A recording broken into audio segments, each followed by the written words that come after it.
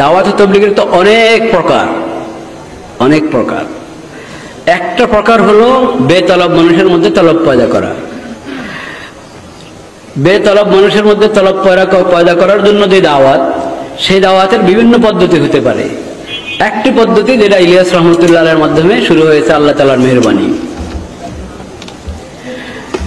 এই মেহনতটা অনেক উপকারী সাব্যস্ত হয়েছে এবং এটার ফলাফল উম্মত দেখেছে। এই মেহনতটা আমানত, এই মেহনতটা আমানত। ওলামায়ে কেরাম যখন দেখছেন যে এই আমানত নষ্ট হচ্ছে, তখনই ওলামায়ে কেরাম জবান খুলেছেন, নতুবা জবান খুলতেন না। যখন দেখেছেন যে আমানত নষ্ট হচ্ছে, তখনই জবান খুলেছেন। এই আমানতকে বিভিন্নভাবে নষ্ট করা হচ্ছে। এক হলো এই কাজের যে শরঈ উসুল, একটা কাজের মধ্যে দেখবেন একটা থাকে কাজের শিকেল তরতিব, আর একটা থাকে কাজের উসুল। কাজের যে তরতিবের মধ্যে এই যে ইন্তেজামি উসুল বলি আমরা, ইন্তেজামি উসুলটা আসলে তরতিব কাজের। ইন্তেজামি উসুলের মধ্যে দুটো অংশ থাকে। একটা অংশ পরিবর্তন করা মুমকিন, জায়েজ, কিন্তু ওটার পরিবর্তনের কোনো প্রয়োজন নাই। পরিবর্তন করলে কাজের রূহ নষ্ট হয়, ওই অংশের মধ্যে মানুষ হাত দেয় না। আর যে অংশ হালাতের তাবে, জমানার তাবে, ওই অংশের মধ্যেই মুশাওয়ারার মাধ্যমে পরিবর্তন হয়। কিন্তু কাজের উসুল যেটা শরঈ উসুল, শরঈ উসুলের মধ্যে কোনো পরিবর্তন হয় না, করা যায় না। এখন দেখা গেছে দিল্লি মার্কাজে উনি এবং ওনার অনুসারীগণ কাজের উসুলের মধ্যে হাত দিয়েছেন। আর তরতিবের মধ্যেও এত পরিবর্তন, যেখানে পরিবর্তন কোনো প্রয়োজন নাই, কাজের রূহ নষ্ট হবে, ওগুলোতেও পরিবর্তন হয়েছে। যেগুলো এমনি পরিবর্তনশীল, কিন্তু উচিত হলো মুশাওয়ারার মাধ্যমে, তাজরেবাকার যারা, তাদের মুশাওয়ারার মাধ্যমে পরিবর্তন করা। ওই তাজরেবাকারদের মুশাওয়ারা না নিয়ে হয়তো বেলা মুশাওয়ারা বা মুশাওয়ারার মতো মুশাওয়ারা যেটাকে বলে, ওই ধরনের মুশাওয়ারা ছাড়াই পরিবর্তন করা হয়েছে। তারপরেও তরতিবের পরিবর্তন এটা এত সঙ্গীন কিছু না। সঙ্গীন হলো উসুলের পরিবর্তন। এই উসুলের মধ্যে হাত দেওয়া হয়েছে বিভিন্ন জায়গায়, বিভিন্ন জায়গায়।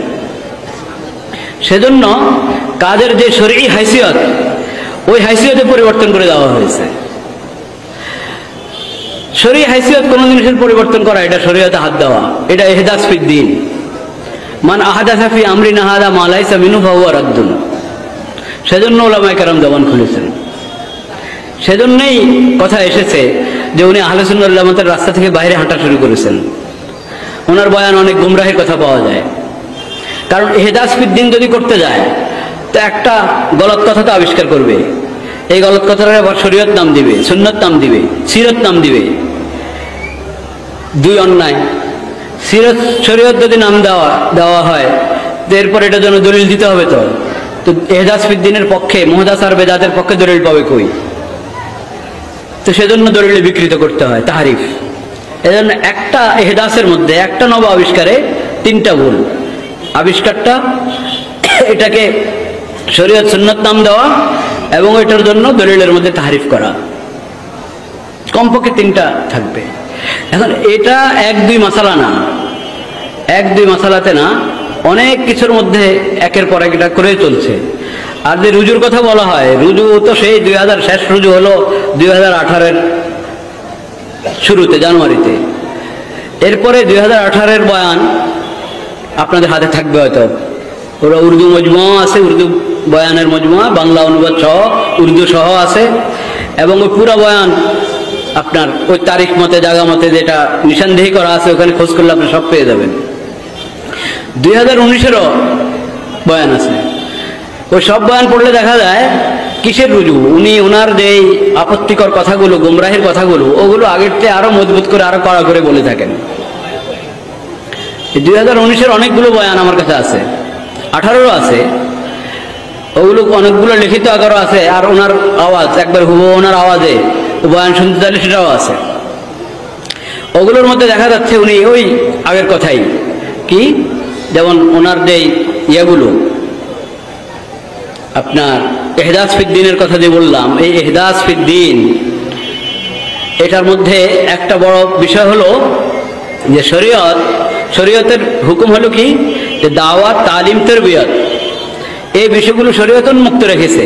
এটার তরিকে কার, এটার উসুল এবং বুনিয়াদি হেদায়েত শরীয়ত দিয়ে দিয়েছে, কিন্তু এটার খাকা, শিকেল, নকশা, এটার মধ্যে অনেক ব্যাপকতা আছে।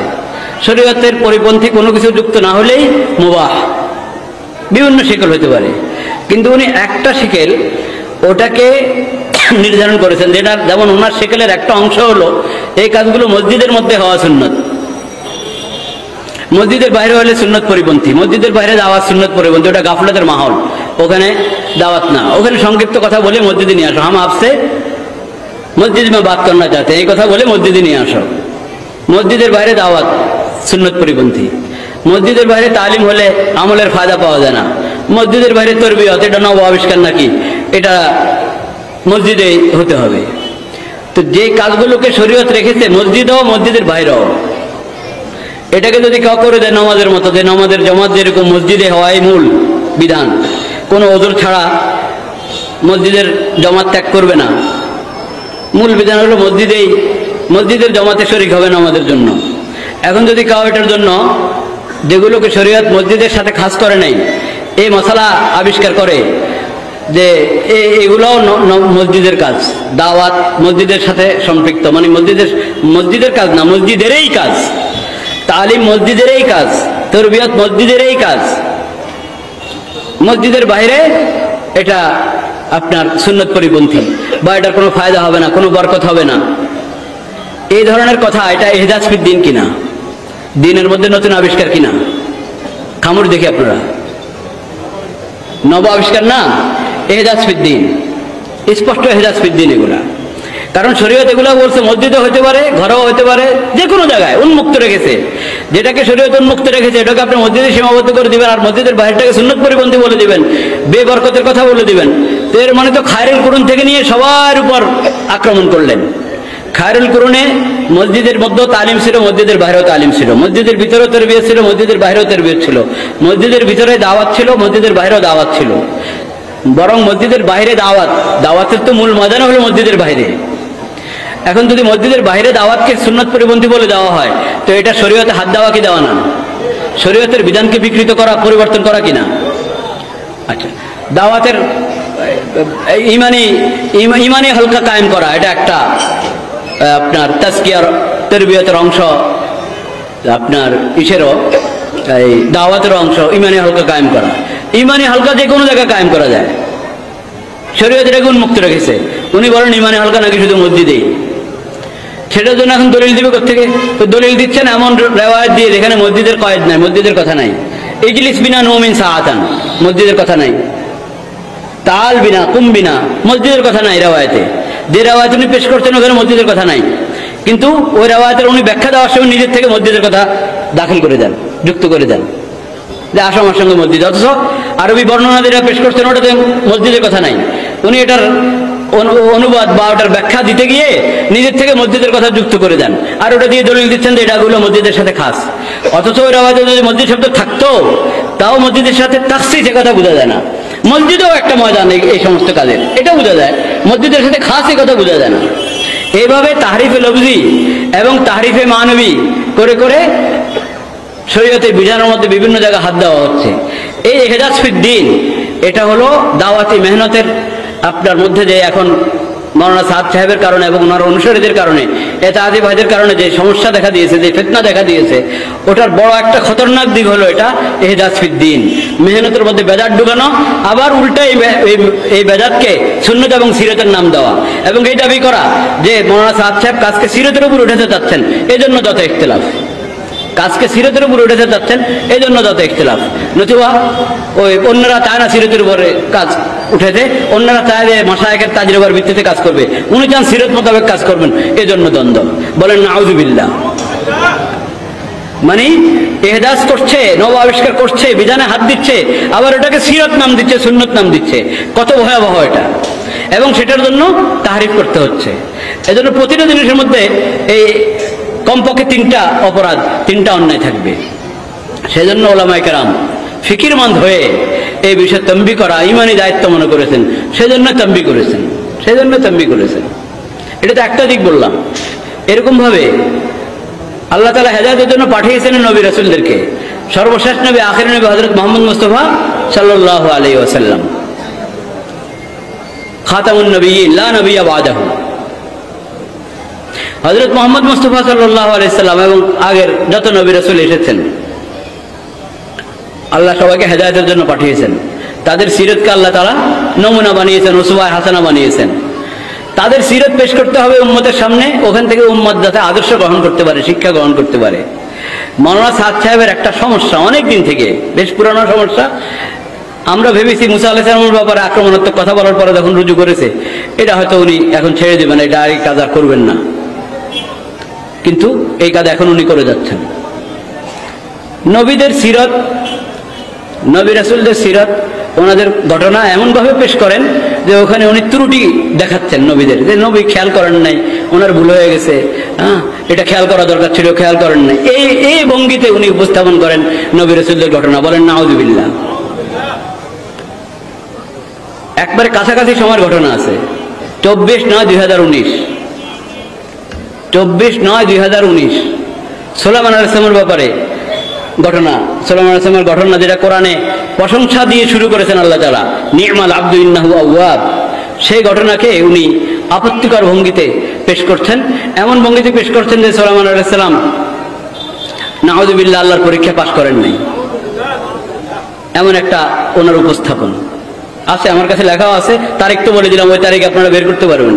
বাদ ফজরের বয়ান 24/9, আমার কাগজটা দিলে ভালো, 24/9/2019 তারিখটা বললাম, বাদ ফজরের বয়ান।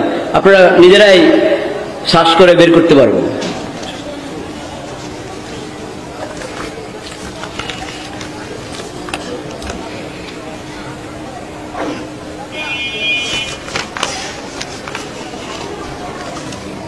(24/9/2019) বাদ ফজর। যেহেতু আকসার ওলামায়ে কেরাম তালেব ইলম খালি উর্দু পড়ে দিলে হবে, পুরো বয়ান আছে আমার কাছে, আপনারাও পাবেন বয়ান। পুরো বয়ানটা আছে, যত লম্বা বয়ান পুরোটা আছে। ওটার মধ্যে যেই খুব বেশি আপত্তিকর অংশ যেটা, সেটা পড়া হচ্ছে।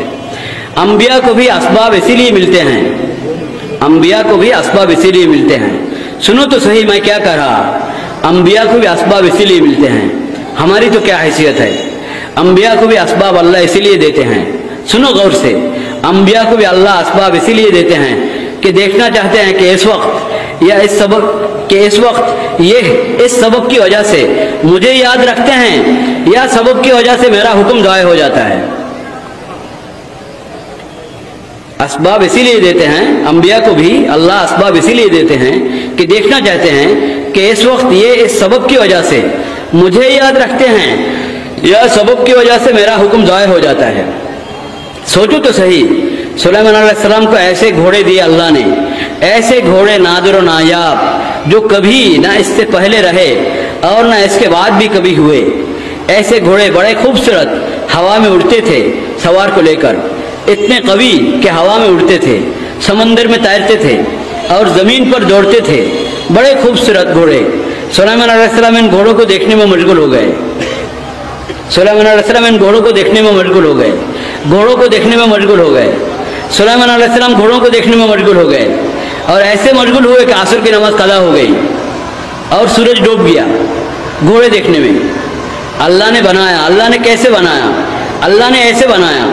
बात यह कि अल्लाह ने जो कुछ बनाया है, अल्लाह ने जो कुछ बनाया है वो बने हुए का तासुर पैदा करने के लिए नहीं बनाया, बल्कि बनाने वाले का तासुर पैदा करने के लिए बनाया कि इससे बनाने वाले का तासुर पैदा हो।